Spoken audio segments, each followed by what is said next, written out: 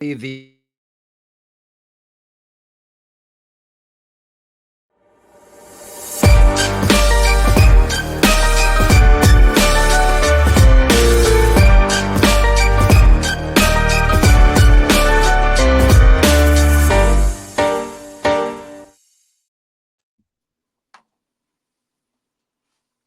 We're live, good buddy. evening. I'll be right back. Well, I was gonna. Well, everybody, good evening. I guess we're jumping right into this. I mean, let me play this really quick and get a couple things out of the way. Hold on one second. The first annual Maine Paranormal and Horror Con is coming to Maine on September 6th and 7th at the Augusta Civic Center. Come meet your favorite paranormal investigators, cryptid hunters, and horror icons. Special guests include John Zaffis, the haunted collector from Sci-Fi, Jeff and Willie from Mountain Monsters, Bob Elmore Leatherface from Texas Chainsaw Massacre Part 2, CJ Graham, also known as Jason Voorhees from Jason Lives Part 6, Ronnie LeBlanc from Expedition Bigfoot, and many more to be announced. Tickets are on sale now. Go to mainparahorror.com to get your tickets and VIP packages now. For more information, check out Maine Paranormal and Horror Con on Facebook and Instagram.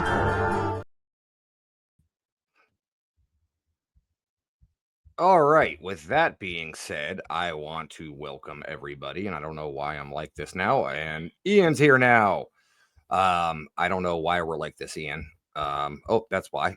I do. Childhood trauma. Yeah, that's true. Anyways, so guys, we missed an episode last week, and I'm very sorry about that, but we are back now, and we will continue to be back for the foreseeable future until Ian gets kicked out. Get fucked. Anyways, we'll run out of. I got back in, and that's why I did not have to doubt that was you by seeing the profile picture. All right, yeah, so I had to. So for those of you who know, I'm back on Facebook. I came back to Facebook not using a picture of myself, but a picture of Abraham Lincoln that says "Abolish slavery," which he is holding up to that Constitution right now. Yeah, I don't have arms to be doing that either. Like, I don't have cut arms or anything. There's no reason. They're bigger than mine. Well, that's because you're fucking frail and tiny. Hey, now. Your little stick bug over there with a beard. Hey. But no, all right. So for those of you guys, I don't know if anyone noticed, but some of the reason why I took last week off, had a bit of a getting zucked situation. And I am back on the medias. Took a week off. It was actually kind of nice. I highly suggest it if anybody can do it. But I did end up popping back on. Yeah. So yeah, I got ironically enough bumped off of Facebook off of an accusation that I was an arms dealer. So sun's out, guns out. Yeah, buddy. Are we gonna get kicked off Facebook and everything because we're watching? We're commenting from the Get Moderated page as well. Shouldn't be. No. That's on YouTube. That's okay, YouTube. All right. YouTube has no problem with me. Yeah, YouTube's totally fine with it. But yeah, so we should have some sponsors to go over real quick. Yeah. Let's knock out some sponsors here real quick.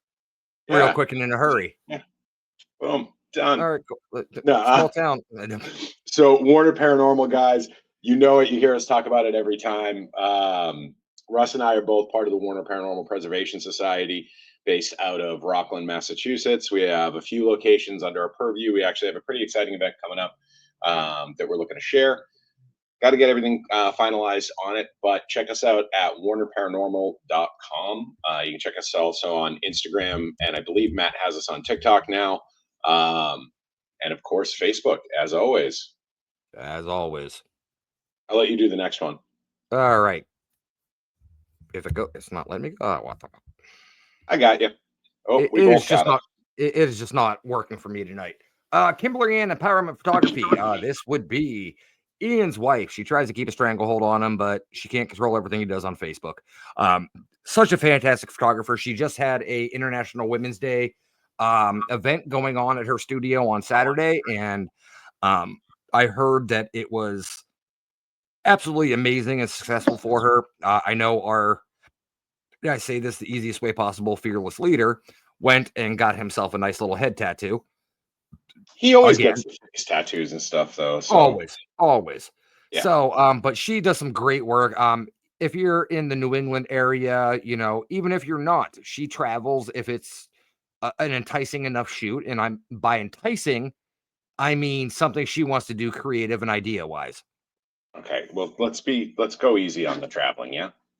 Well, I mean, she's able to set up some stuff in Virginia and everything. So, I mean, Yeah, I she think that, has the big castle thing coming up where she's yep, rented out this old historic castle. Um, and it's a ladies' trip. I think she has 8 or 9 ladies going down with her. And they're going to be doing shoots over the weekend on this massive castle ground with gardens and topiaries and things like that all over there. It's going to be pretty amazing. What are you drinking there, bud? that'd be some cold brew coffee. Oh, me too. Me too. I'm doing coffee tonight, guys. So I'm I not am going to be too. as red faced.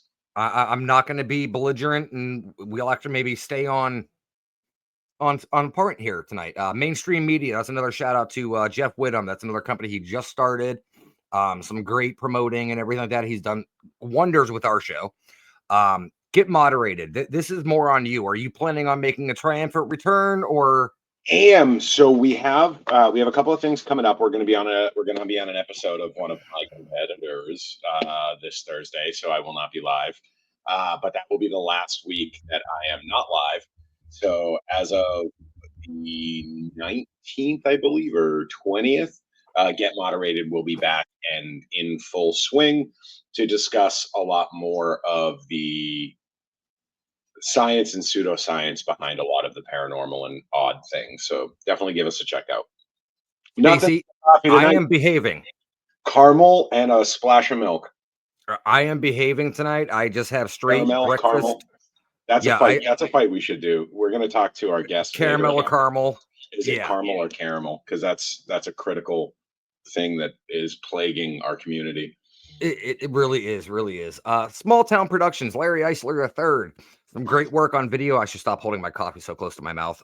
By the way, Ian, side note real quick, but while I still have it on my head because ADHD over here. Um, I got my package of coffee. Did you get your package of coffee? I did. Okay. It's quite nice. I was not expecting it. We'll do a little plug for them later. Well, I still got to do my unboxing. I already opened a box and saw what they sent me, but I kind of want to do a little unboxing, give them a shout out and everything like that. So, Yeah, no, but absolutely. I love doing opening boxes at your house. Jesus. How's the wife doing, by the way? In bed waiting for you. I knew she would be. Anyways, Small Town Production, Larry Elsie III. Go ahead and check him out. He's doing a bunch of events this year. He'll be in Gettysburg this year. He will actually be perfect segue, perfect transition.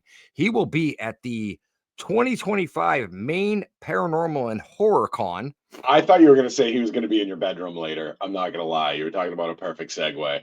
I was like, oh, all right. Looks like I got competition for Russ's wife. He will be at the Maine Paranormal and Horror Con coming September 6th and 7th to the Augusta Civic Center in Augusta, Maine here. So there's going to be at least one place he and I have been together because we're going to be there as well, right? 2. He was in Gettysburg last year with you. Oh, I thought we were going to go back to your bedroom. All right. Oh, well, I didn't realize he was in Gettysburg. Perfect. Well, I don't know what happened in Gettysburg last year, so I mean, could have been 3. Who knows? Could have been. She'll remember. Will she? Anyways, guys, ticket prices are up here online right now. They are selling very fast. VIP with the party, and it is a catered dinner with going to be music and all the celebrities. Rub elbows with everybody. $120 for the pass for the week for the with the party. And I gotta say it again: $60 a head for the dinner and full VIP access for the party. That is silly cheap. I know for those of us that are out there, and I don't know how many folks have partners out there that are watching, but if you go out to dinner and you're able to drop less than $100 on dinner, you're probably hitting up Applebee's or something. You're doing the whole single dad Friday. The 2 for $20. Yeah, like $60 a head for a decent meal around a good group of people at a party situation and a VIP situation, that is ridiculously cheap. You check out, we've had a litany of like the Comic Cons and Nostalgia Cons as of late. Yes, You sir. look at the pricings on those, the VIPs on those are like $150 a day, and they're not giving you food. You'll be lucky to get a bottle of water. So the pricing on this is absolutely lower. I think it's lower than it should be. And if you're not taking advantage of the full experience, I think you just kind of you're missing an opportunity there. And Jeff and Ashley did a phenomenal pricing on this event. So, I mean, kudos to them. And they are selling very, very quick. I believe Jeff and them are about to launch the room blocks for the hotels and everything for the event and whatnot. I know they've been diligently working on a couple of those. But anyways, I fully anticipated sleeping in my car. All right. Oh, no. There's actually a hotel that is actually right in the parking lot as the Civic Center. And it's literally, you walk right across. And from what I heard, it's attached to an IHOP. Oh, I'm not going to make it across. I'm going to shamble my way into that IHOP at 3 a.m.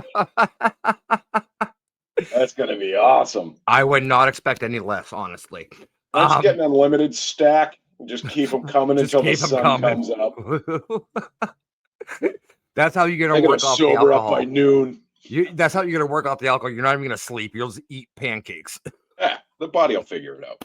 All right. So let's say hi to everybody in the chat room real quick. We got Stacy, Damien, Candy Slater just popped in. Hey, Janice, Candy Slater. Am I saying that right? Janice. Yeah, that's what I was just trying to pronounce. You know, we got Candy in the chat room. She's running a great event in October. I believe October 4th. It is the Rock Island Esoteric Expo. Tell me more, Russell. Sponsored by Get Haunted, our lovely people we have going on over here. Also, if I had the list of people in front of me, it would be absolutely insane.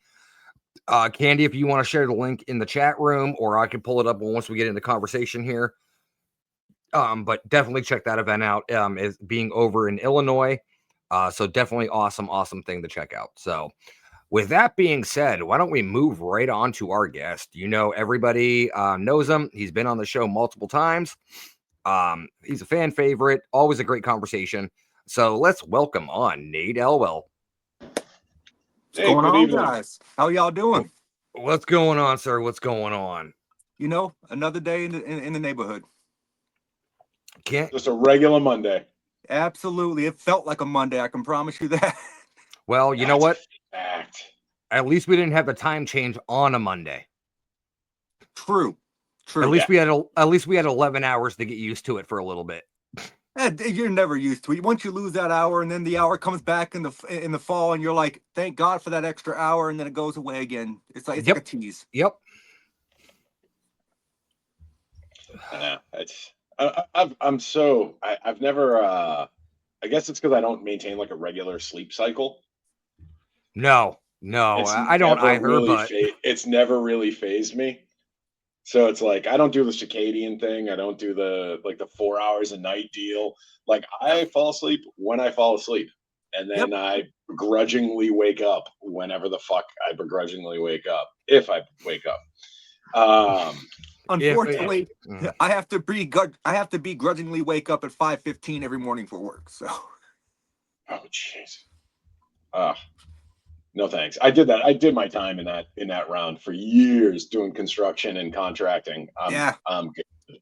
Yeah, being in bridge work. So yeah. Ooh.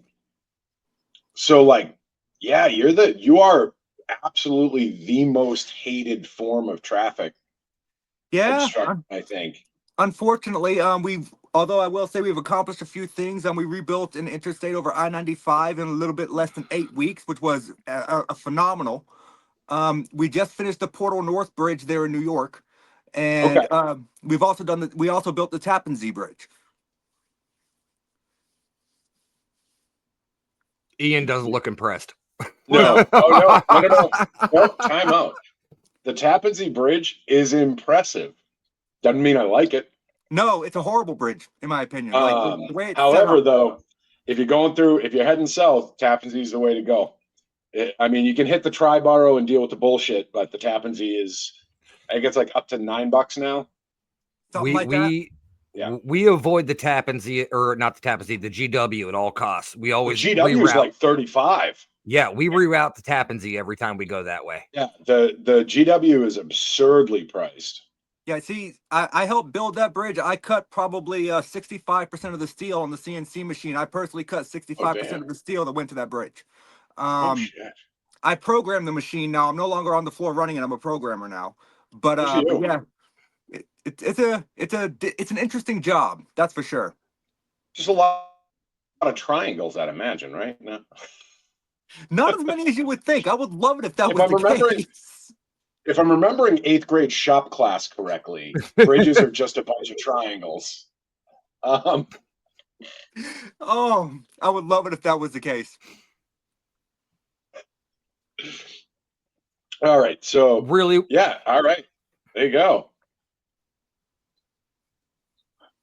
Yeah, all right, Warner, it's the sleeveless shirt, isn't it? That's what does it for you. it is. It's a sleeveless. He hates it when I go sleeveless. Like it's because it makes him feel things. It's okay. He hates you because he ain't you. They hate us because they ain't us. All right, That's Nate, amazing. let's kick the show off in You're the best good. That- possible that- way we can. You're good. Matt Warner's comment threw me for a loop there. That was good. No, this is how it's going to be the entire show. I can guarantee you. So Nate, you've experienced Russ either solo or with a different host. things will be that a little ain't bit me. different. Yeah, I bring a little bit of a different air. Look at that. Yeah. Look at that, Matt. Matt's got to be Different- high. Different have to He's be. calling Russ sexy. He's got to be high. Matt, it's Or 9:17. the Don't hit under the that pen influence of too early. something. That is Warner, a riot. how are Ian and I the sober ones?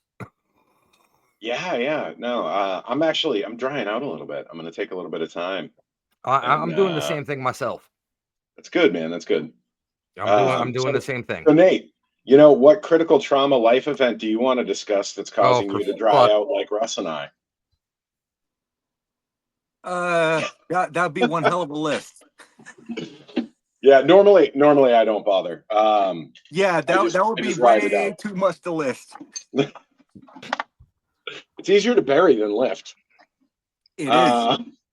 Yeah, there he is. He goes, I'm not low.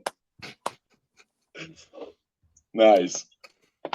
Half the time we actually half our conversations we have on the show is probably from a comment on the side over here, and we just run with it.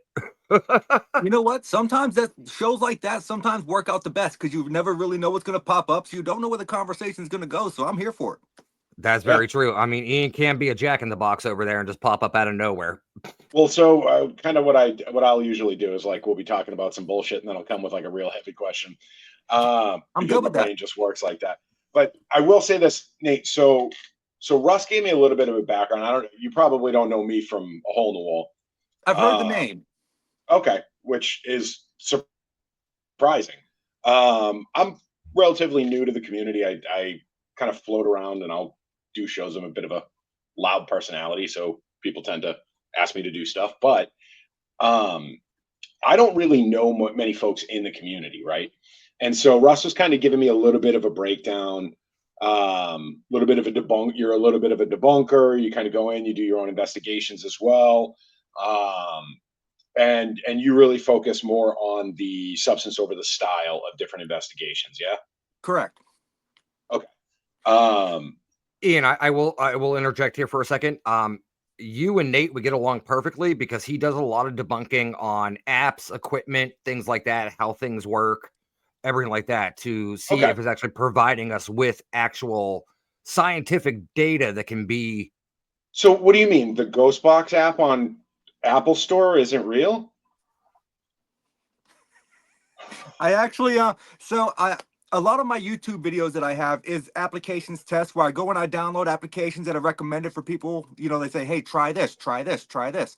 So I download it, I try it, and I tell it like it is. I run a screen record and I test the app from start to finish. I'm not only testing for functionality, but I'm testing for user friendliness as well. Because Okay. if it's an app that you want to use, say in an investigative style, you need to be able to open it quickly and it needs to function correctly.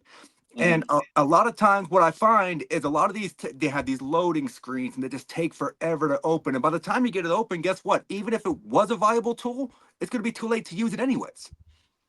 Well, so to me, having an app take an extended period of time to open indicates to me there's a lot of background processes that are firing up. It very well could be. Yep. And that means there's probably some form of algorithm that's actually running up and revving up in order to be able to output certain data, which to Right. me speaks that there's preloaded data for it to output prior to you even opening the app. And I So, concur.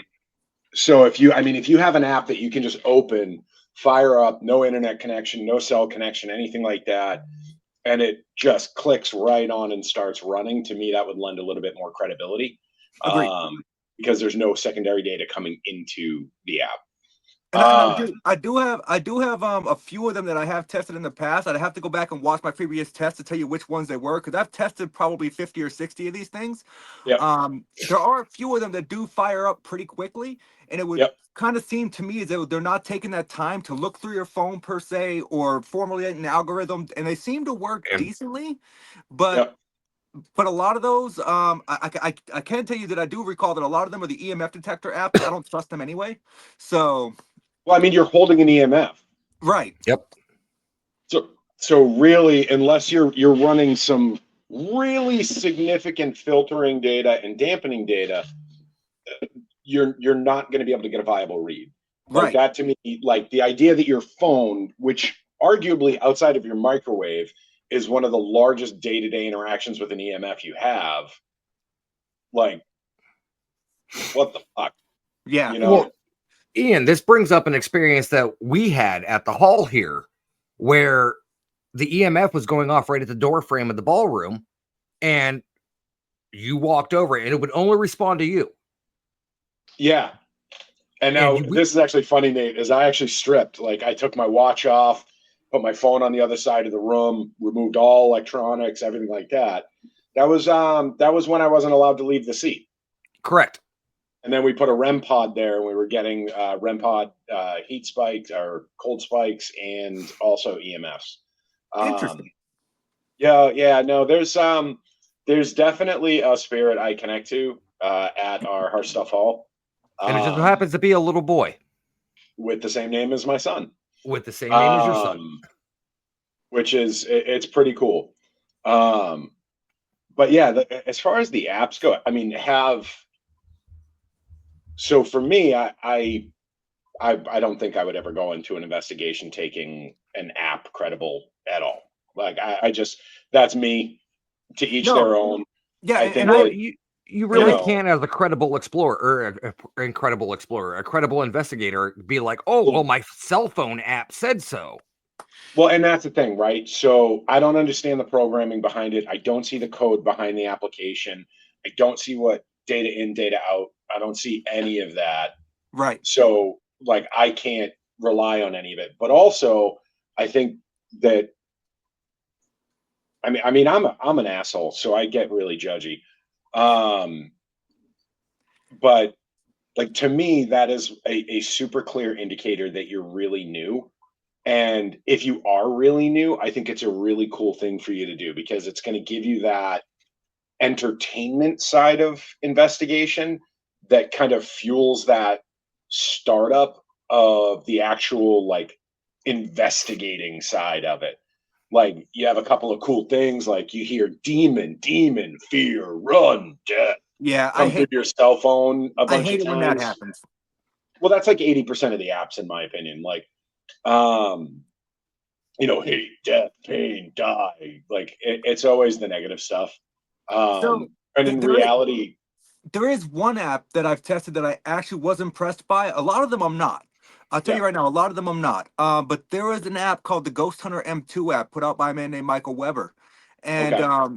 that app it's like $9.99. It's got almost 20 different tools in it. One of them, which I found really interesting, is a lux scope.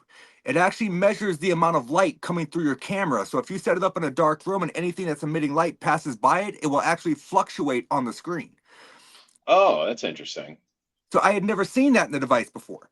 So I thought it was really interesting in how it worked. I could tell you that I shut off all the lights, and you can see it in my video. I shut off all the lights, and I shined a flashlight, and the more I dimmed it out or made the flashlight brighter, the lux scope would fluctuate. Really? So that's interesting to me, because I wouldn't think that the hardware would be capable of that kind of application, like You that kind wouldn't of think. use. Oh, Damien, the difference between Android and iPhone is just the underlying operating system and how it interacts with it. It's all baseline code. To modify an iPhone app to Android app is actually not nearly as big a deal as people like it out to be. However, getting it released on an Android platform versus getting it on the iPhone App Store is much more difficult. Yeah. Sorry. Nate's the, Which, Nate's the expert here. I should defer. no, you're good, because that was a perfect answer, actually. So Yeah. that was 100% spot on, perfect answer. And actually, by the end of 2025, I actually got contacted by my publisher this morning. I didn't realize it was my publisher, so I sent it to voicemail. But I have a book coming out by the end of 2025 called "Downloading for the Dead: Investigating Paranormal Applications." So Pretty cool. I've talked to a lot of the application manufacturers, the people who created them, try to figure out the ins and outs, how they claim that they work, so to Okay. speak. And a lot of them were pretty straightforward. There were a few that refused to have it in their book. Like, I contacted them and they're like, "No, we don't want to be a part of this." And I'm like, "What? Do you not want to tell me how it works, or do you just not want to be a part of the work itself?" And they just basically refused to tell me how the software worked, which that's fishy to me. Normally means they have something to Because hide. because there's preloaded data for it to pump out. Yeah, and Yep. I can tell you that one of the other apps that I tested is a very simple name called Ghost Hunting Tools. Very simple, right? It's basically like a phonetic generator. When I went to Medfield State Hospital in Medfield, Massachusetts, I ran this application. Me and my daughter walked through the grounds and we ran the application. We went out for a father-daughter day, basically. That's awesome. And we went out, we walked the grounds. And mind you, when I research places like I research, this is my Medfield State Hospital research folder. I have All right. I have all of the hospital records from 1922 to 2004 when it closed.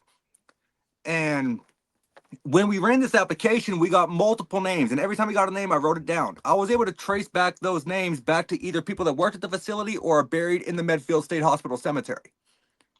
Now, when you say you were getting names, I mean, this is obviously, it's more than like Mike, Right. Steve.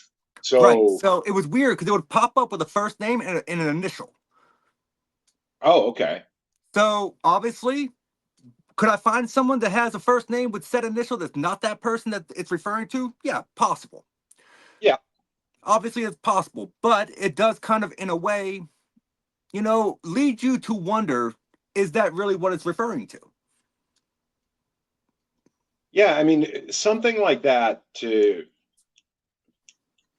and again, so this is where like the huge skeptic comes through, right? Is you're running this on your phone, Right. is your location services on? I never have those on. No? I don't even have those on. The only time I have those on is if I'm traveling. That's it. Okay.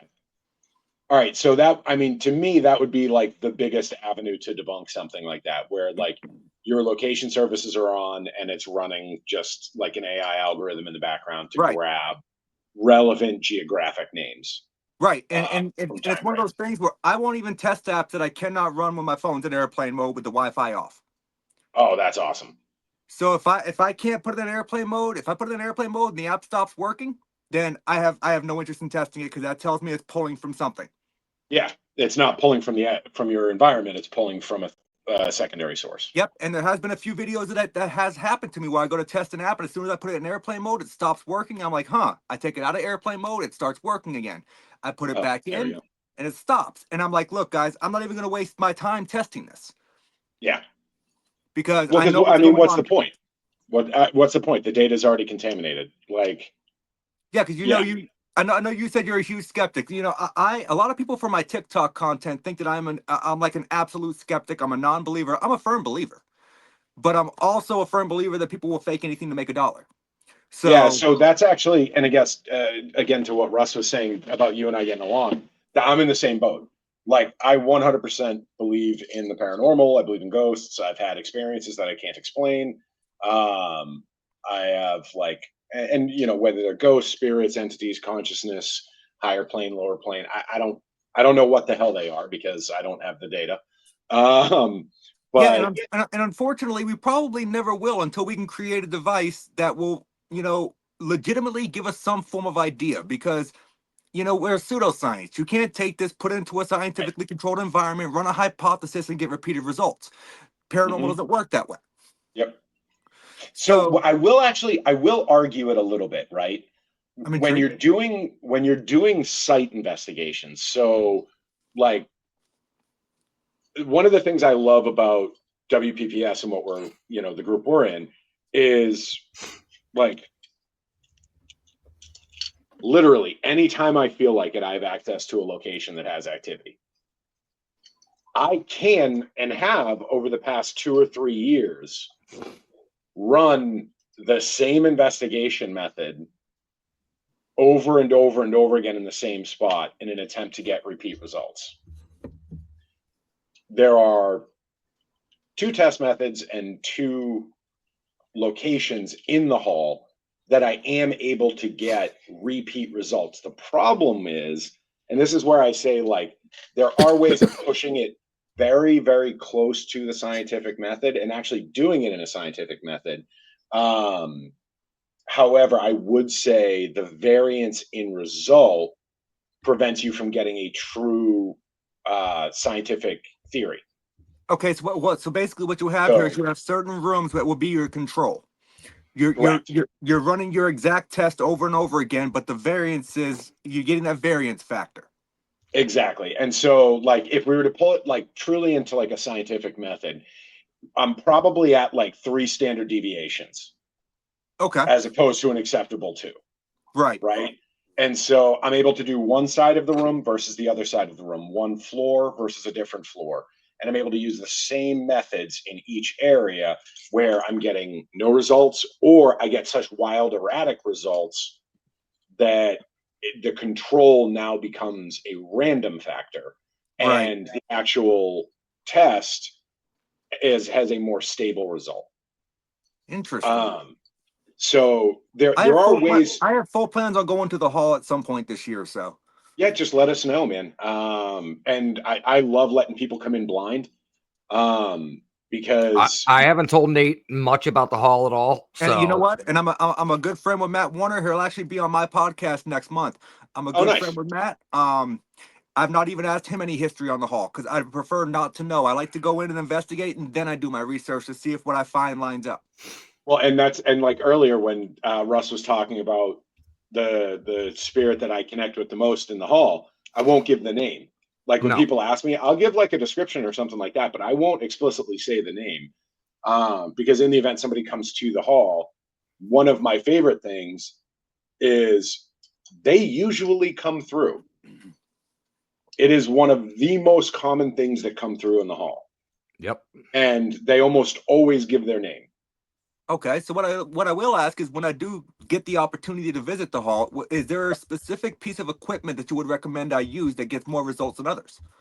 Um, it's so funny. Portals and spirit boxes usually work really well. Um, but I will say Estes screams wildly ahead of everything else in the hall. Okay. Mhm. One of my favorite things is I don't know how many of the Get Haunted folks you know. Uh, I know Russ, I know Rob, I know Sarah. yep. So I've Danny, just never met them who's personally yet. yep. Yet. Hey. So Danny, who's close with Rob and Sarah, and a lot of other people, she's awesome.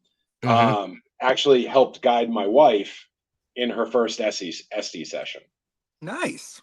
And so when I got our Estes rig, I did not go to like paranormalequipment.com or anything like that. I actually went and grabbed extremely high-end studio quality noise canceling headphones. Like the headphones themselves are like right around 350, 400. Right, because you want to make Um, sure that nothing else can be heard. outside of a gunshot in the same room, you really aren't hearing anything. Like it truly, like I could be 6 feet away from you, having a full volume conversation with you. You slap those things on and power it on, you don't hear a damn thing. Which is good, because let me tell you, I've done investigations in the past where, say the presenter is offered, hey, does anyone want to try the Estes? Yeah. I throw them on, and you can hear them faintly. You can. And that faint little bit that you're hearing them could alter your answers. Oh, 100%, consciously or subconsciously. Right.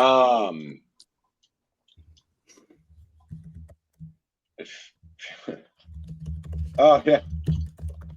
Yeah. More or less. That's usually what happens to me. But we're doing that. They're doing it down in the main ballroom. I'm upstairs showing people around, everything like that. Real quick. Hey, Morgan, thanks for watching. That's my girlfriend, by the way. So. Okay. Awesome. Hey, Morgan. So I come downstairs, and the wife has the headphones on and everything like that. And Danny asks her, like, who's here? Like, right as I'm coming around the corner into the hall. And it drops the name of me and one of the people that was standing next to me. And so she just fires off our names after asking who's here, like who's here with me. Interesting. And so right as we come in, they get their names. Russ, what do you got? Nothing. No, I was You're doing the... I thought you were doing this. I assumed you had a thought. No, because of the Morgan's local. She's just over in Holbrook.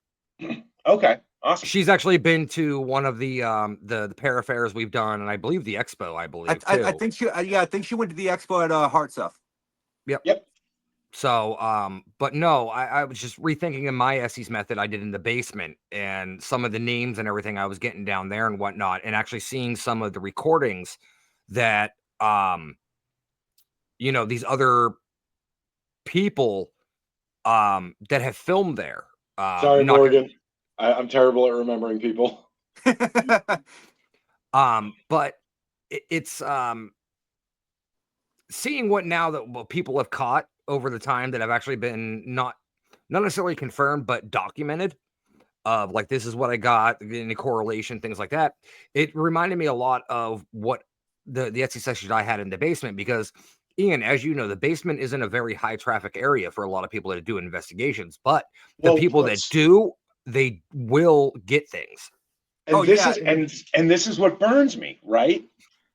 Is that basement is fucking dead for me, and has been deader than a doornail since day one. I go down there and all I sense is the bats flying around, because every now and again we get a couple of bats down there. It happens. And we've had, I think, 4 or 5 investigations over the past 12 months come up from the basement, like all of this shit. Like, they have recordings, they have EVPs, they have the Estes was crazy. Russ, I didn't even know you did an Estes down there. Yes, sir. And for like me and 2 others, not a Harstuff Hall, Stacy, in Rockland, get nothing. It is just absolutely, for lack of a better term, a ghost town of ghosts. Like, there is just nothing, no energy, no vibe, no feeling. Like, it's could you say dead? Yes, dead as a doornail. Yeah, that's one thing. That's one thing that Matt already knows. Matt already knows when I get to the hall, I'm beelining for the basement. I love me a creepy basement. Yeah, see, Morgan says the basement is active, but the attic feels like there's a woman up there. I've never had a woman come through upstairs. Only 2 guys males every for me. time. Only males for me in the attic. And yeah, it's like, isn't there a casket in the attic too? It's a prop casket, yeah. Oh, it's a prop. So not something worth sleeping in. No, you wouldn't be able to. It was a ceremonial casket for. Yeah, I can't remember which. Was it the Odd? Is it the Odd Fellows group that casket belonged to?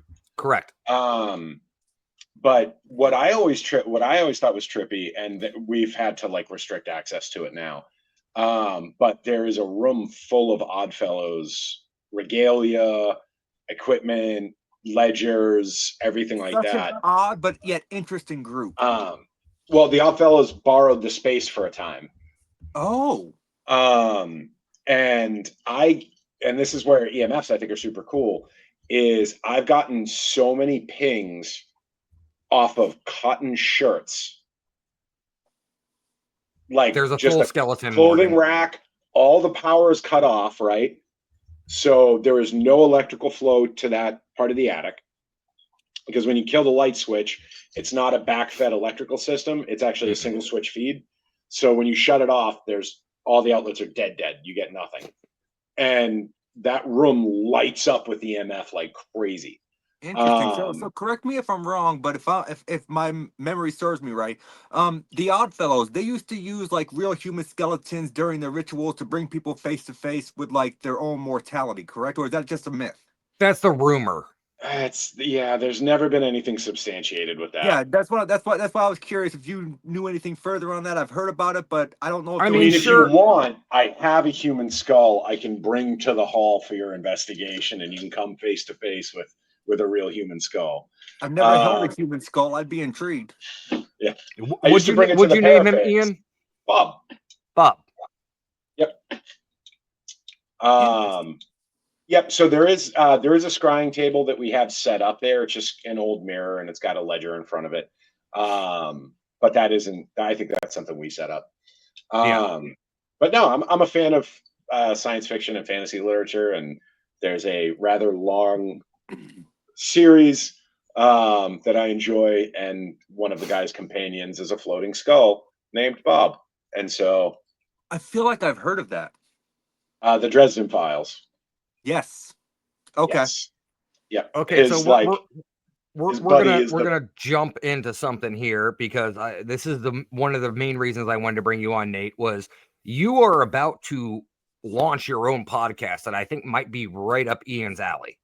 I am. So I'm launching a podcast called The Paranormal Unveiled. So Will you be basically, taking your shirt off? maybe. Well, unveiling. I'm just thinking, Maybe. Russ You know knows I'm what? a consummate pervert, so I'll run that by Morgan first. If she's okay with it, then I'm cool with it. But Morgan, be sharing. Yeah, sharing is caring. It is. yeah, It so is. it's going to be a mixture of lighthearted conversation and controversial topics. I've got some people coming on that haven't done podcasts in 5 or 10 years because they've been blacklisted. So I'm giving them an opportunity to come on and speak their side of the story. Oh, I probably have some folks you could get on there pretty easy. And I just saw Ian's face light up, and I knew, like I said, I knew it'd be right up his alley. Yeah. So- Well, no, I love that stuff because It's stuff that needs to be brought to light. And I've also heard, different things about different location owners that have been offering certain favors for discounts for tickets, other things like that. It's topics that need to be attacked. It's stuff that needs to be talked about. Really. So you're telling me I could have got into places for free just with a quick shot in the mouth? Yeah, most likely. Fucking hell! And here I'm paying cover charge. Like, what the fuck? We do need to cover these topics because I need to know which ones are going to be cheaper. I knew they was going. I knew he was going there. He has to know whether it's a legitimate transaction or if it's a back alley shady deal. Yeah. Right. So I won't go into it at the moment because these location owners, I've invited them on, so I'm hoping they're not watching this podcast because they have no idea I'm even going to bring it up. So I want to get the genuine reaction. Well, to be fair, fuck them if they are. Like, if they're doing shady shit. If they're doing shady shit, they deserve to be called out. Yeah, and I've only had one of them thus far say that they were going to come on the cast without knowing what the cast was about.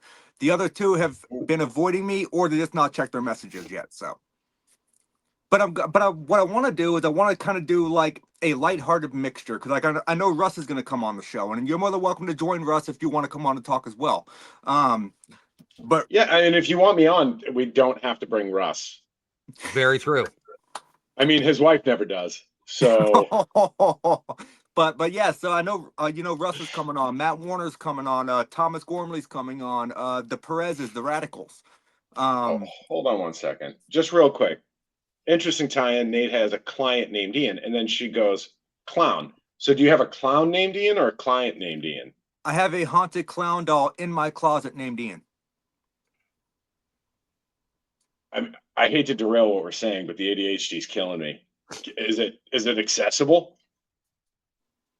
I can make it accessible real quick. Ian wants to see it now. If you you got want him. to see it, if you I want do. to Got see him it. one tracked right I'm gonna now. I'm gonna go refill my coffee real quick. You grab, So Yeah. you grab Ian. before you grab your coffee, let me tell you the story. The reason his name is Ian.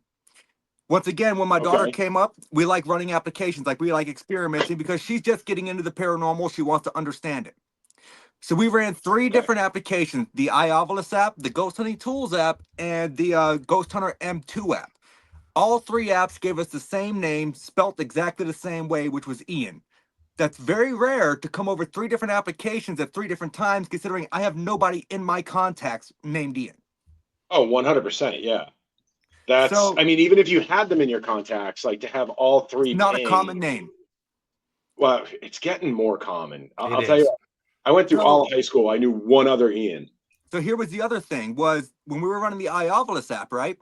Yeah. I was like, if there's something attached to this, what is your issue? What's going on right now? And I'll tell you this after I grab the clown, and then we'll discuss it. But the 3 words that came through were sad, broken, and foot. It's very, very important you remember those words, because there is a backstory to it. All right. Sad broken foot. I'm going to grab the clown. All right. And I'm going to go grab. All right, perfect. Well, this gives me a chance here. How's everybody doing out there? Doing good? I hope so. I don't know. Tried to go a little Steve's Blues Clues over there, but it is what it is. No, guys, some great events coming up. I want to bring up some events Get Haunted's doing here. If I can grab it before anybody gets back here real quick. I'm not sure where to. I hope I can find it here real quick, because I know Miss Sarah just put out a big posting here. So some Get Haunted events coming up here. March 29th, the Old Franklin County Jail in Chambersburg, PA. 4/5, the Farnsworth House Inn in Gettysburg. 4/12, Mid Orange Correctional Facility in Warwick, New York. 4/26, the McClay Mansion in Harrisburg, PA. 5/10, the Covenant Tattoo Shop in Deptford, New Jersey. You actually have the chance to get some flash tattoos as well as an investigation there. Then 5/3 to 5/6/1 is the Trifecta 2.0. I know my friends down in Kentucky, Denise and Ernie Pack, are running this event. 6/21 is going to be Missouri State Penitentiary in Jefferson City, Missouri. So definitely check those out. There's definitely something out there for everybody, depending on what location you're in or whatnot. So now that we are back, Ian can meet Ian. Don't let this blind you, by the way. So Oh, no worries. No worries. I got the paleness, my friend. The paleness. So Danny Perez of the Radicals saw this case in person, and he did Okay. not believe me when I told him the case itself weighs about 30-something pounds. Oh, shit. Okay. When I got this doll, it's actually my ex's fault. She drove by, saw it sitting by the side of the road, and knowing that I'm into the paranormal, she's like, hey, there's this creepy clown doll up the road if you want to go have a look at it. I drove by it 5 or 6 times, and it was calling to me. So I finally stopped. I knocked on the door. I was like, what are you guys doing with this clown doll that's out here? And I hear this lady yell, definitely an older woman, from another room, if he wants that god fucking thing, he can have it. Okay, it's coming home. The foot. When I went to pick this up, mind you, this thing is made of ceramic. When I went to pick this doll up, it fell face first out of the case. So if it fell face first onto the concrete, why did the face not break? The foot broke. So hence the sad, broken, and foot. Mind you, I've tried every type of glue that I can think of to glue this foot back together, and it will not stay. And I honestly don't know why. But I'm not gonna lie. This is my jam. Like, fixing shit like that is my jam.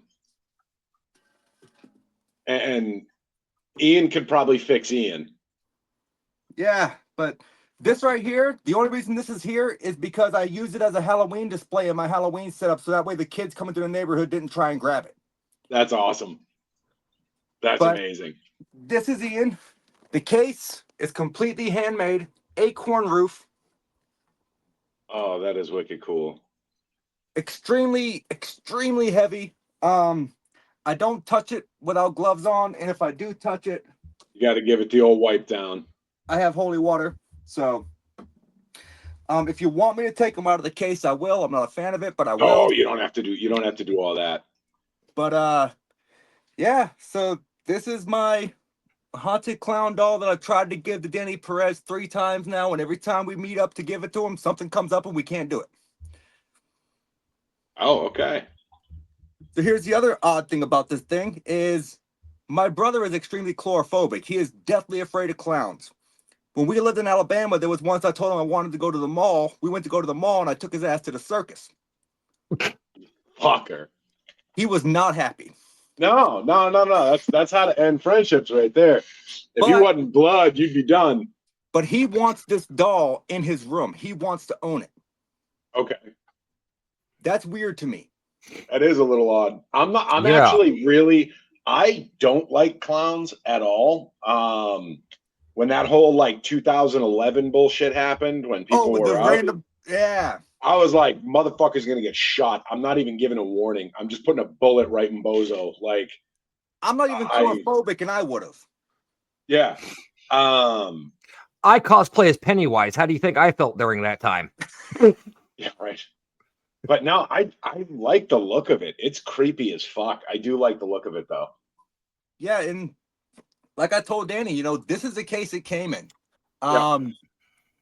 I have not modified this whatsoever. This is literally, besides the picture here, is how I found it. And now Sight you're on actually scene, not how you far. got it. You're actually not far from us. Are you in Mass? New I'm Hampshire. in New Hampshire, but about an Hampshire. hour and 40 minutes. Okay. Because I would definitely love to take a run at fixing it for you. I would definitely give you a shot at it because I have tried 2-ply epoxy, I've tried ceramic glue, I have tried super glue. Nothing will hold the foot together. I actually just got a doll not too long ago, and when I received it in the mail, just like that doll, it was all ceramic, and the foot on it was broken. And I gave Ian the doll, and within a day, he's like, "All right, fixed." Oh yeah, that's true. I mean, if I brought it down there and dropped it off or whatever, Morgan could always bring it back on her next visit. So I mean, I'd be down for that. Yeah. I can take a run at fixing it. I mean, because I would like his foot to be fixed. I would like for him to be whole again. The only time I ever have nightmares is of this clown is typically chasing me up in the basement. Are you sure you want me to fix his foot?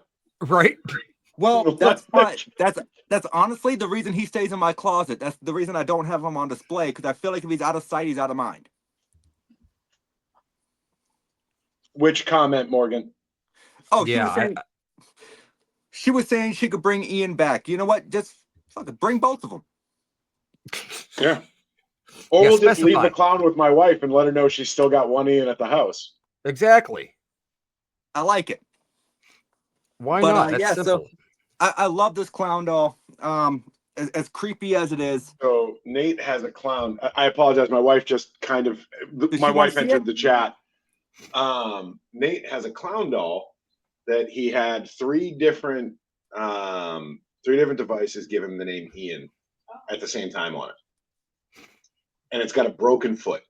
And then he got what was it? Sad, broken, and foot coming through on it. And sure enough, he drops it and the foot breaks when he first got it. He has tried to fix it multiple times, hasn't been able to do it. So his girlfriend Morgan lives half an hour from here, and we're good to go. Also, Nate, didn't know you were planning on giving Ian to Danny, and I read the doll with him 3 weeks before you brought him in. I always forget to mention that. She told Danny about the doll before me and her ever met. 15 minutes from here. Really? Yes. Oh, that's wild. She told him that she was going to he was going to come into contact with a doll that had a broken foot. She wasn't sure what it was, but she told him about the doll before me and her ever even met. That's fucking wild. I'm gonna fix that fucking foot, and it's gonna release some weird spirit. I mean, you know what? You're fixing it in your house. I know where it's going. Oh, it's in the garage. Not even coming you're into the fine. house. Fuck it. It'll go right into the garage. It's like there's like 14 other ones sitting in there in purgatory Yeah. in my workshop. So Yeah. So when it comes, It'll be in good company. When it comes to your style, I know you like the debunking things. My girlfriend got me a rake suit, so I'm gonna be having fun breaking down some of these pale crawler and rake videos this summer when it's nice and warm. I'm gonna go out into the woods with a low light camera and show people how easy it is to fake those videos. yeah. And I also got a green screen suit because I have my green screen. So I'm gonna set up my green screen, put on the green screen suit, and I'm gonna show people how you can use chroma key to make objects levitate. Yep. So I'm Yeah. gonna have a lot of fun. Now I'm gonna tell you right now, if you're able to fake a Pugwudgie, I'll definitely have a ton of respect for you on that one. That would be amazing. If you could fake one of those, I would love to try it. I do know. So I never knew anything about the Pugwudgie until I came up here to New Hampshire because I'm from Alabama. We don't have them down it's here. a super New England thing. It's Appalachia, like New England, like, and the mythos is actually very akin to the old Gaelic and Celtic Mm-hmm. Yeah. cryptids. So here you Because have the Pugwudgie. Go ahead. I Go didn't ahead, mean to Russ. interrupt you, Nate. Sorry. Go ahead, Russ. I never heard of Pugwudgies until I moved to the New England area, and I'm from Ohio. So back there, we only had like, you know, the Mothman and, you know, your big ones and everything like that. But like Pugwudgies up here is like crazy. Who doesn't love the Mothman? Right? And so yeah, Morgan, like you're spot on. down south and up in the Minnesota area, because there's two different there's two Indian tribes that believe in the same being. Down south, what you guys call the Pugwudgie, we would call them Emegwese. Okay. Very similar beings, kind of dwarfish, and for the record, I have a huge fear of lawn gnomes. So I don't do short things. Yeah. So never, I feel like the first time Ian meets me, he's gonna gift me with a fucking lawn gnome. No, I would not put it past him. No.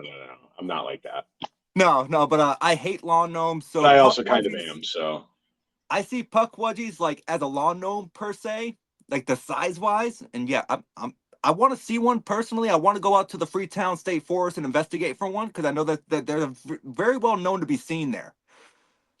But I also kind of want to. I also want to go to that forest because I want to investigate the satanic cult killings as well to see if there's any spirits left over from that.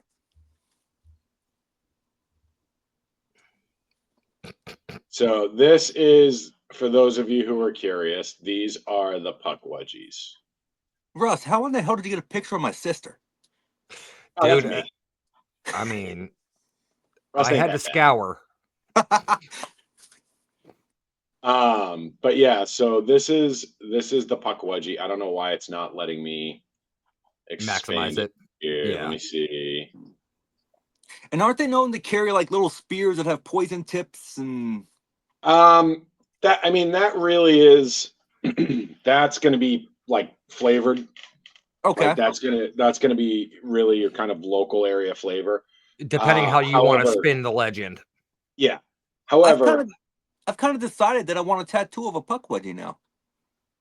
yeah, I mean, they're pretty cool. They're pretty chill as long as they're well fed and you're not fucking with their house. They look like hairier gremlins.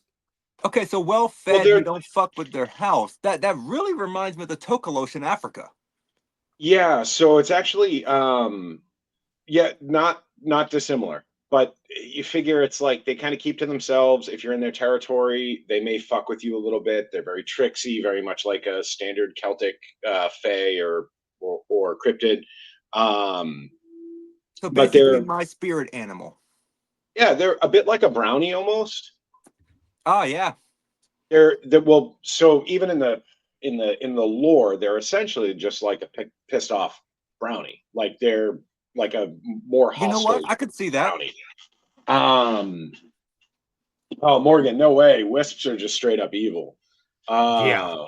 Wisps are the farrier of children's souls to the other side. Yeah. Super evil. Yeah. But no, I'm big into like the mythology of the Celtic Isles and things like that. And so well, that's something I would definitely love to discuss with you further after the cast or whatever night. Maybe not tonight because I'm fully interested in that.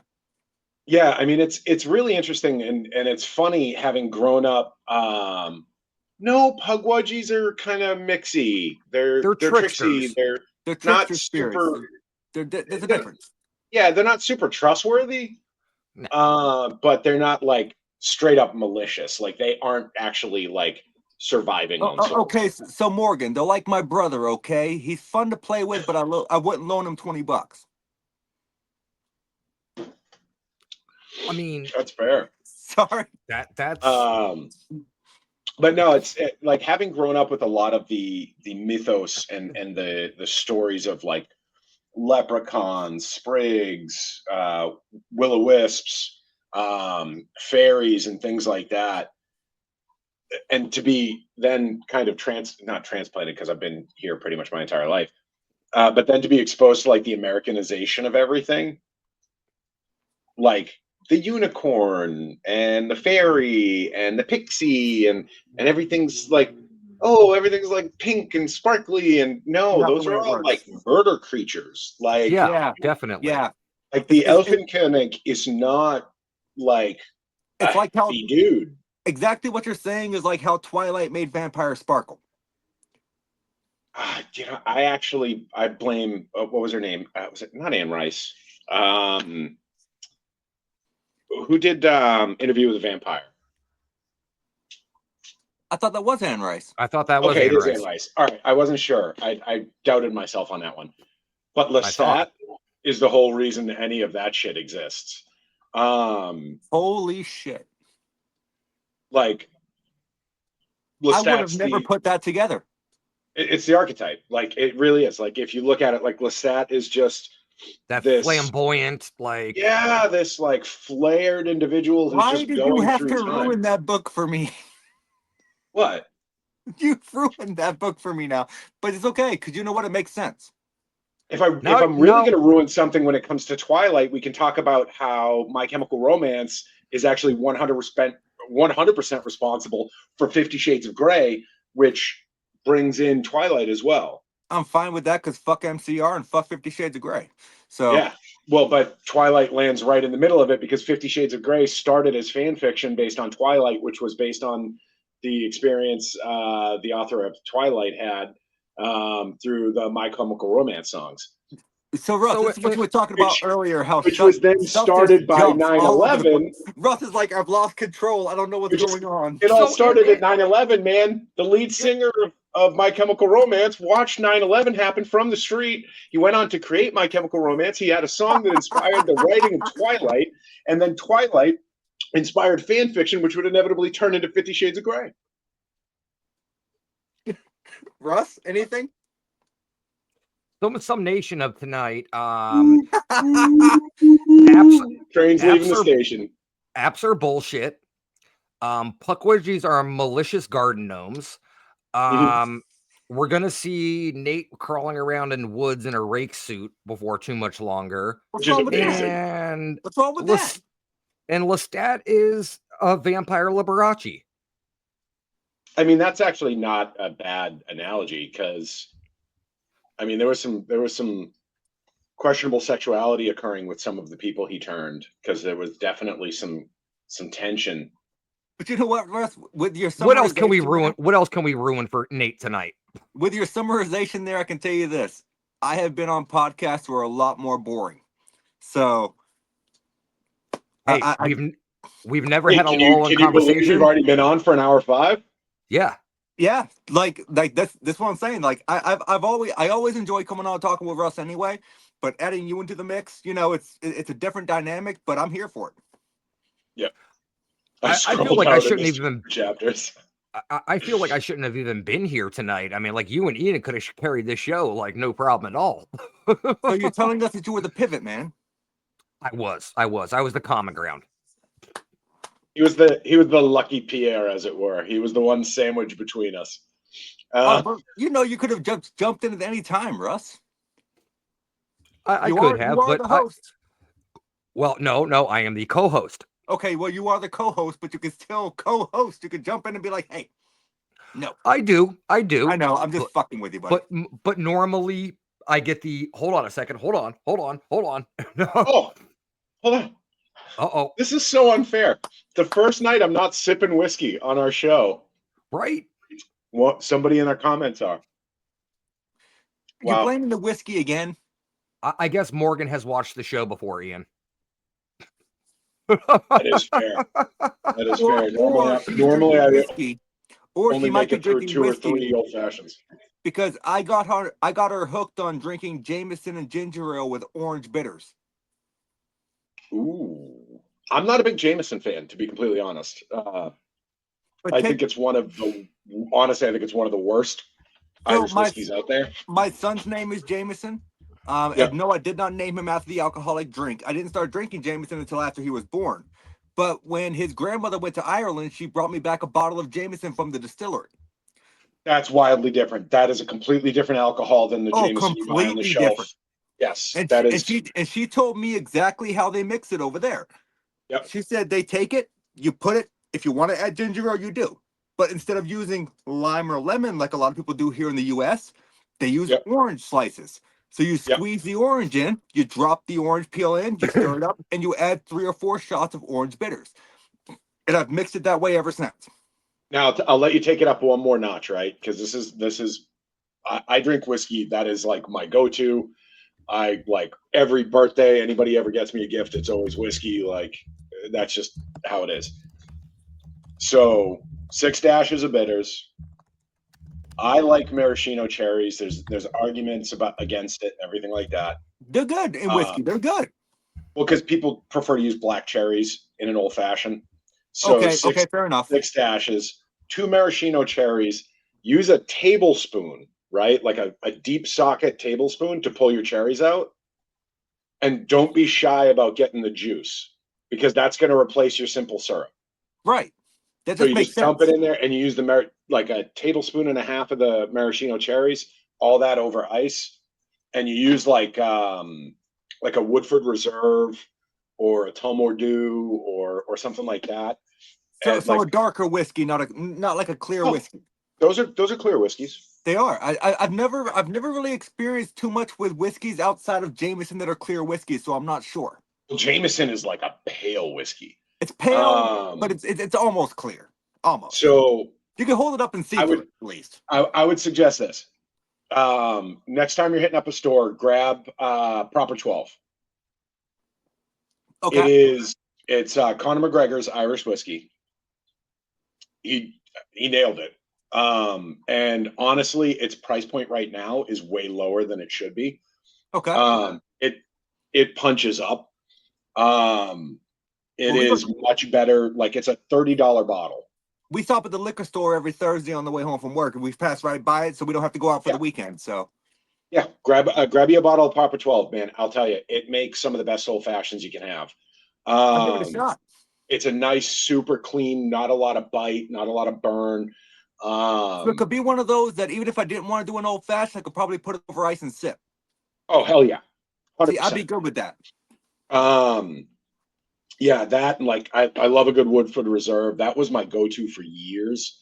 And then just I got a hair across my ass about the Proper 12. I saw it; it was on special. I looked at it, saw it was Conor McGregor, and I'm like, fucking Mick. If he doesn't do this right, he's gonna get kicked out of our country. Like it's not fair enough. Like, I mean, he's got too much of a profile to put out a shit whiskey. So true. So I gave it a go, and the boy did good.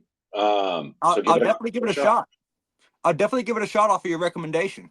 But yeah, so like I said, that whiskey comment could have been because I got her hooked on drinking Jameson with orange.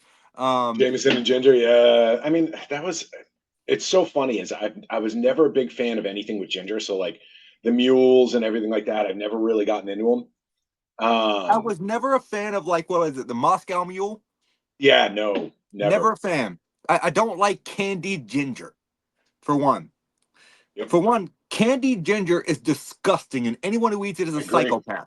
Yeah, 100%. It's like licorice. I don't. Anybody that likes black licorice, I don't. Oh God, you know they have actually done studies that prove you are far more likely to be a psychopath if you like black licorice. There's like a direct correlation. Sir, I never said I wasn't. I'm not making accusations. Yeah. Yeah. Well, yeah. But yeah, no, I love black licorice.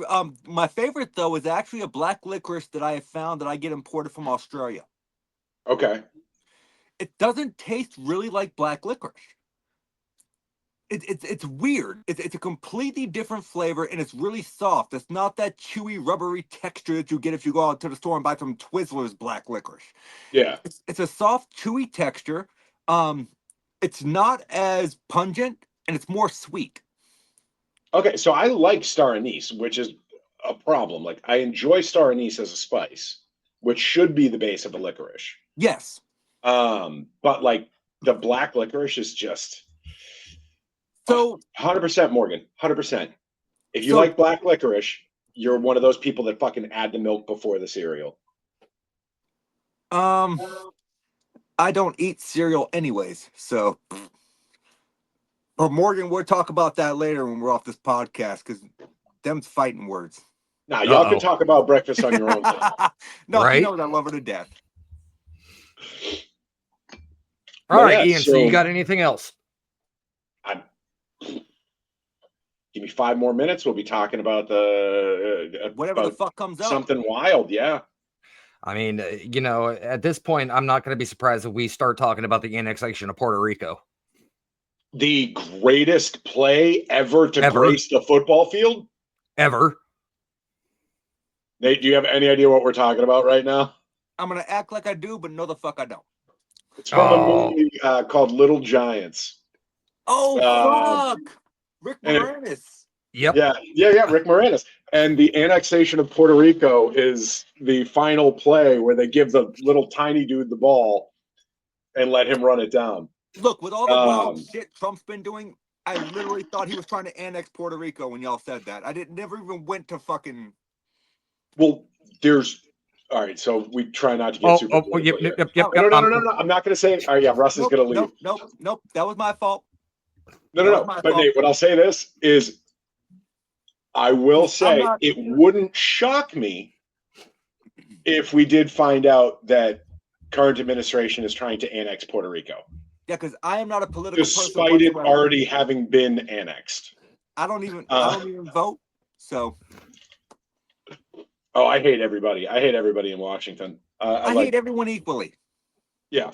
Like I couldn't be bothered to differentiate. Let's get off that topic. I could tell Russ got uncomfortable. Yeah.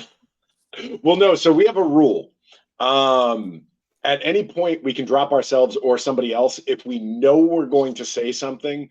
So it's a very slippery slope, or like where we know we'll get in trouble for saying it. Okay, well then that's my fault, and I apologize for bringing up the topic. No, it's not your fault. I just do it at least once a show, just to remind everybody we will. Right?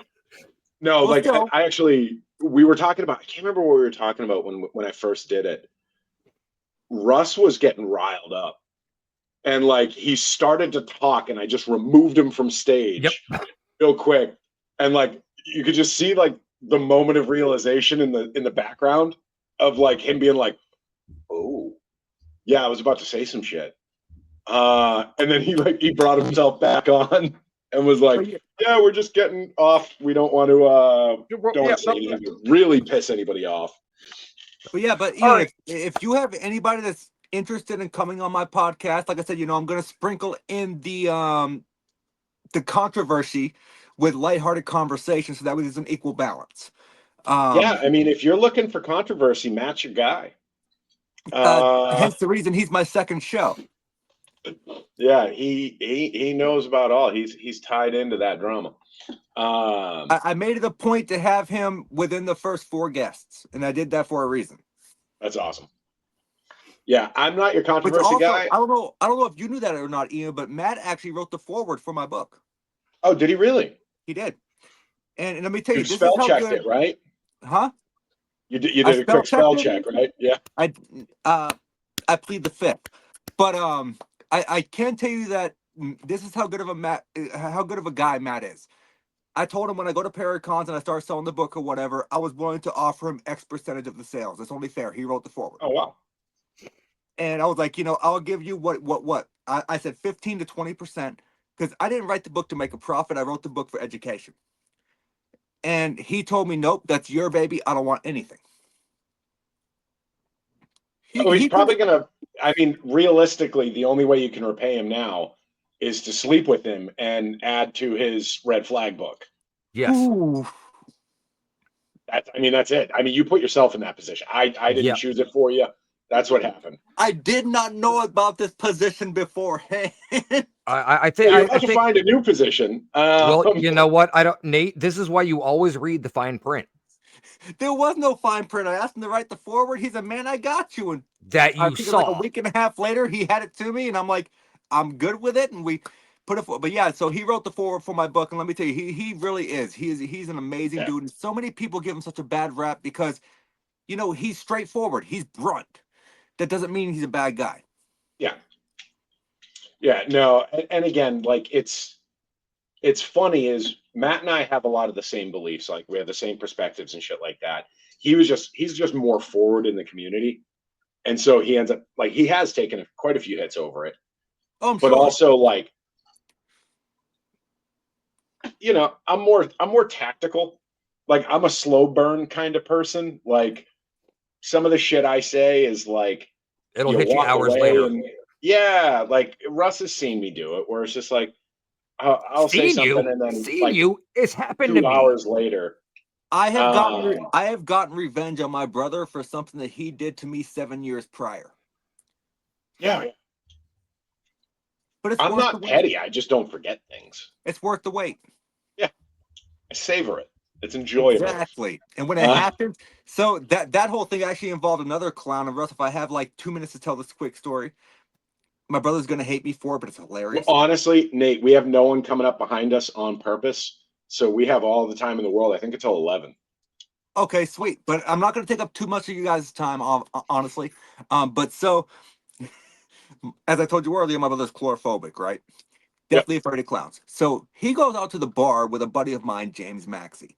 And they're out playing poker. My brother's really good at poker. He's actually extremely good at it. And I don't know why he doesn't try and pursue that as a career. Well, for one, he might be kind of broke right now. But either way, he comes home from the bar and he is completely hammered.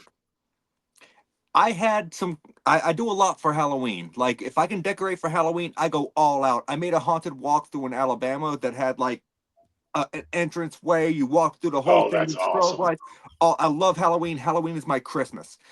Well, one of the clown masks that I had ended up getting mold on the inside of it. So I wanted to soak it in bleach water. My mother would not let me put it in the tub. So I put it in the bleach water next to the toilet. My brother comes home 2:30 in the morning, shit-faced. Turns on the light, walks over, hand on the wall, starts taking a piss, looks down as the clown staring at him out of a bucket of water. We hear this ungodly scream. And he's out of the bathroom. 5 minutes later, my buddy Maxie goes in there. He's like, "Yo, Craig, did you piss on the fucking floor?" It is all over the place. Yeah. The best unintentional prank I've ever pulled, but it was well worth it. I'm not gonna lie, I was half expecting you to say that like you flushed the toilet a few times, bleached up the toilet, and we're using the toilet as the basin. And then that's what was gonna happen. No, I'm worse than that. My ex-brother-in-law found that out. He got into a prank war one night. I went to work. I used to work overnights. I would go into work at 10 p.m. and get off at 7 a.m. For the record, that shift sucks. Yeah. So neighbors looking at you weird because you're outside day drinking at 8 o'clock. You know what? You have the beer at 8 a.m. Mind your business. Leave me alone. So my ex-brother-in-law decided to take my beer. He opened them up and took 2 of them, which I told him if I'm not there and it's in the fridge, he's more than welcome to it, right? He decided to take Vaseline. He Vaselined every single beer in the fridge. That's fucking amazing. I go and I grab it and I go to open it, slips right out of my hands. And I don't know if anyone out there has ever tried to wash off cold Vaseline.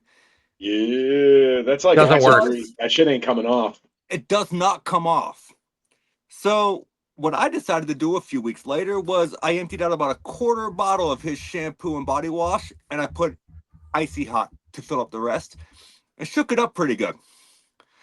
Unfortunately for him, it was his girlfriend that used the body wash. Oh, that's unfortunate. You hear the scream from the bathroom that woke me up from a dead sleep. Mind you, in Alabama, I slept through tornado sirens, so it takes a lot to wake me up. I come out thinking someone's dying, and all I hear, and I don't even know if I can say this on air, but oh my God, my vagina's on fire.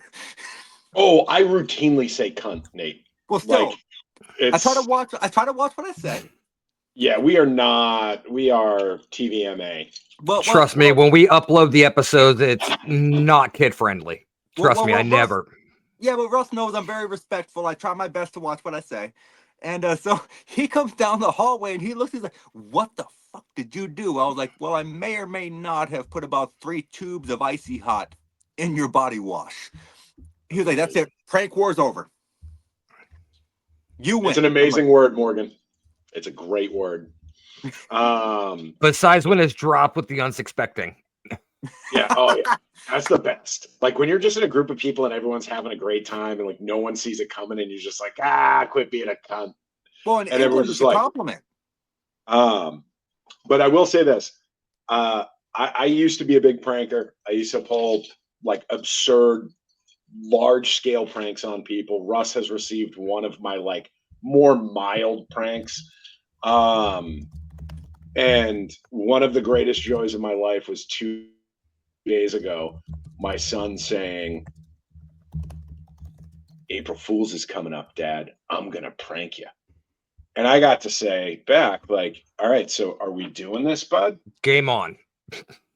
And now my wife is just like, you don't want the smoke? Like, kid, sit down. Like, you don't know who your dad was. Like, this is like, you're bringing something back in him that like, we're all glad has died. He's reformed. You're resurrecting a beast. Oh, well, like most of the time the pranks left my wife in shambles. Oh, like we had a roommate at one point that was staying with us, and 2 years later I'm working at a collection agency. I had one of my guys call her to tell her that there was a $50,000 credit card that she co-signed for our old roommate. I didn't know she was at her grandparents' house when it happened. And she had a fucking mental breakdown thinking she was 50 grand in debt on a fraudulent credit card bill that the roommate pulled out on her name. So real quick, Russ, can I run to the mini fridge real quick and grab a beer? I think we're actually going to pop off here. Yep. I think Russ is a bit under the weather. That one right there, that's like next level, and I love it. Oh, dude, that's like mid-tier for me. That's mid-tier. I have much to learn, Sensei. Oh, dude, I had my wife convinced I was killed by robbers. Yeah. Oh yeah, I definitely have much to learn, and Ian, my pranks get fucked. We will actually, guys. No. Actually, this gave me an idea. Because I've been trying to think of new concepts for the show and new topics and things like this. We will come on and do a prank war, like a recollection. Don't want that? No, not on each other, dum. Let me finish. I was about to say that doesn't fast recollection of what you've done in the past and the outcomes and shit like that. Therapy for my wife, mostly. Well, obviously, she needs that just being with you. I shot my brother as a prank once. That was fun. Yeah. So, but look, guys. I mean, I would obviously Russ is already coming on the podcast. Ian, if you want to join him, I will get with my producer because we're on a different network. So I'm not sure what we can and cannot say. I want to clarify that first, so just so you guys have a warning. Sure. Oh, I can get clean. I can go PG, like PG, it's PG 13. I just want to make sure that it's a full go. You know what I mean? If it's a full go, you may see Ian over here in the corner going, "I need to say it. I need to say it." Oh no, I'm far more eloquent than that. I can swear without swearing. That's a gentleman's way. Indeed, indubitably. Indubitably, I love that word. But, he is a walking thesaurus of profanity. That's okay. But yeah, like I would love. I'm getting threatened already. Oh, good Lord. Oh, Morgan said I'm local. I will find you, Ian, with some eyeball emojis. Yeah, but I mean, if you really want to do the show about like the different pranks I've done, you can bring on my niece, you can bring on my wife, you can bring on a couple of buddies of mine, because they remember all of them way better than I do, because For them, the day I pranked them was the worst day of their life. But for me, it was just a Tuesday. Well respected. I have much to learn. Nobody get the quote on that one? Just The in day case. M. Bison visited your village was the most important day of your life. For me, it was a Wednesday. You got me at a loss here on this one. You Oh, the got me on Street this Fighter one. movie, guys. The Street Fighter movie. Okay. That movie was horrible. Why would anyone Oh, remember it's so anything from bad. it? It's so bad. It's beautiful.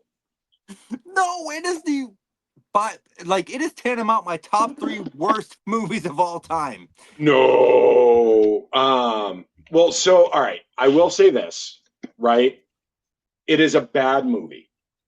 However, it is Raul Julia is amazing in that movie, start to finish, especially because he was actively dying of pancreatic cancer while filming. Yes, but only that one person. And that's who I just quoted. Like it's so amazing. He does such a great job in that film. It didn't click in my mind because not even Jean-Claude Van Damme could save that movie. Like it didn't even click in my mind.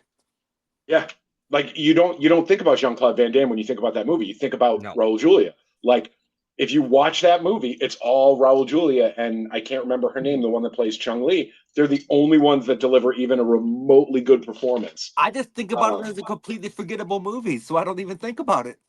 I just want to know why they thought Jean-Claude Van Damme should have been Guile. That's it. Why is he Guile? That is a legitimate question that needs answered. Sitting in the fucking hallway. Why is he Guile? No, that needs answered because that was a horrible choice. I mean, he could have been Ken. He could have been Ryu. He could have been any of them. He could have been fucking Baraka. All right. Good night, Ross. All right, Ross. We're wrapping up, brother. All right. So you and your raccoon up there can snuggle. Hey, don't knock Rocky. All right, he's helpful. I'm not knocking Rocky at all, bro. Not at all. All right, Nate. Tell everybody where they can find you. No, before I do, I got to squash this real quick. Morgan, all I'm going to say is Mortal Kombat Annihilation. Please. Are we really rating bad movies? Mortal Kombat Annihilation. That's all I have to say. You want to trash on Street Fighter? Toxic Avenger. I mean that's a great bad movie though. Like that's an awesome bad movie. It's an awesome bad movie, but it's still so cringy. It's right up there with Howard the Duck. Oh, Howard the Duck. Yeah. Oh, hey, we're getting off on a tangent, guys. Yep. All right, we got to say goodnight, guys. All right, Nate, tell everybody where they can find you in a real quick. Yeah, you can find me on TikTok at Static Voices. You can find me on Twitter at Paranormal Nate. You can find me on YouTube at Static Voices. You can find me on Facebook at Nathaniel Elwell. You can catch me July 12th and 13th, Connecticut Paracon, the Paranormal Convention and True Crime Conference. July 18th and 19th, I'll be at the Paranormal Rockdown in Broadhead Manor in Wisconsin. September 6th and 7th, I'll be joining Russ at the Maine Paranormal and Horror Convention. November 15th and 16th, I'll be at an event in Salem, Massachusetts, but I have not been yet given the permission to announce said event. Well, Ian will also be with us at the Maine Paranormal and Horror Con. Nice. We're going to be doing live broadcast and everything from the event and everything. So I know what I'm crashing now. There you go. By all means, come over and crash. Oh, dude, I will definitely come over and have a conversation with you guys. Yeah, absolutely, man. I'm going to look forward to it. And again, I'm happy to, excuse me, happy to take a crack at fixing Ian. I've already been fixed, so I might as well fix him. I'll definitely make sure that we can make that happen. Awesome. If I have to, I'll force the girlfriend to drive him back home. She's not going to like that because she's not a fan. So she already offered. Ians are comfortable in the trunk, so he won't fit in the trunk. She already offered to bring him back home anyway. So yeah, I had to strap it. I had to strap him in the back seat with a seatbelt because he won't fit. Ians are also fans of straps, so it's okay. Dear God. You know what? I love your style, brother. I love your style. Hey, and on that note, everybody. Russ, your outro, buddy. But Russ, all right. Ian, I want to thank you guys for having me on. No, thank you for coming on. Conversation, man. And anytime you guys want to have me back, you are more than welcome to ask. Russ, you know how to reach me. Ian, you know how to reach me, I think. I'll figure it out. He'll I figure love it out. Russ. I love you, brother, and thank you guys for having me on. Thank All you. right. We'll talk to you soon, Nate. All right, everybody. That was Nate Elwell. Next week, we actually have a guest coming up that I'm very excited to talk to. We have Joe Frankie from the Warren's Legacy Foundation coming on and talking all about Ed and Lorraine Warren, the pioneers of the paranormal field, so to say. So definitely be some good information there. Joe grew up under the protege or under the teachings of Ed and Lorraine. So it'll definitely be a great, great time to talk to him next week. So, excuse me. But until then, guys, it was awesome seeing everybody, and stay tuned for next week. Ian? Stay blessed. The first annual Maine Paranormal and Horror Con is coming to Maine on September 6th and 7th at the Augusta Civic Center. Come meet your favorite paranormal investigators, cryptid hunters, and horror icons. Special guests include John Zaffis, the haunted collector from Sci-Fi, Jeff and Willie from Mountain Monsters, Bob Elmore Leatherface from Texas Chainsaw Massacre Part 2, CJ Graham, also known as Jason Voorhees from Jason Lives Part 6, Ronnie LeBlanc from Expedition Bigfoot, and many more to be announced. Tickets are on sale now. Go to mainparahorror.com to get your tickets and VIP packages now. For more information, check out Maine Paranormal and Horror Con on Facebook and Instagram.